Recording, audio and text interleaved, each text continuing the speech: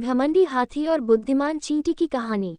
एक समय की बात है, एक घने जंगल में एक विशाल हाथी निवास करता था। उसकी ताकत और आकार का सभी जानवरों पर गहरा प्रभाव था। वह अक्सर अपनी ताकत का घमंड करता और छोटे जानवरों को परेशान करता। सब जानवर उसकी शक्ति से भयभीत रहते थे और उसकी ताकत के आगे असहाय महसूस करते थे। जंगल में एक छोटी सी चींटी भी रहती थी। उसकी छोटी सी कद काठी के बावजूद वह अत्यंत मेहनती और बुद्धिमान थी।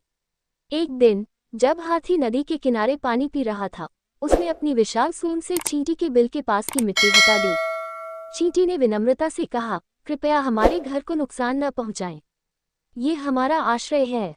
हाथी ने हंसते हुए उत्तर दिया, तुम इतनी छोटी हो कि तुम्हारी बातों का मुझ पर कोई असर नहीं होगा। जाओ, यहाँ से हट जाओ। चींटी ने सोचा कि हाथी को एक सबक सिखाना चाहिए। उसने अपनी सभी साथी चींटियों को इकट्ठा किया और एक रणनीति बनाई। अगली सुबह जब हाथी सो रहा था, चींटियों ने हाथी की सूंड में घुसकर उसे काटना शुरू कर दिया। हाथी ने अचानक महसूस किया कि उसकी सूंड पर कुछ चुभ रहा है और दर्द से वह हिलने डुलने लगा।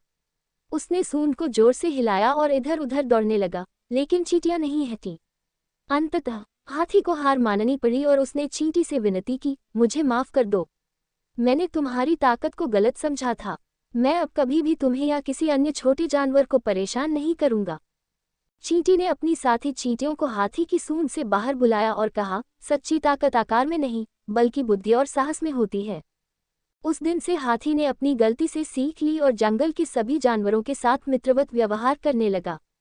उसने समझा कि हर जीव का अपना महत्व होता है, चाहे वह कितना भी छोटा क्यों न हो। इस कहानी से हमें ये सीख मिलती है कि अहंकार और घमंड हमें सिर्फ हानि ही पहुंचाते हैं।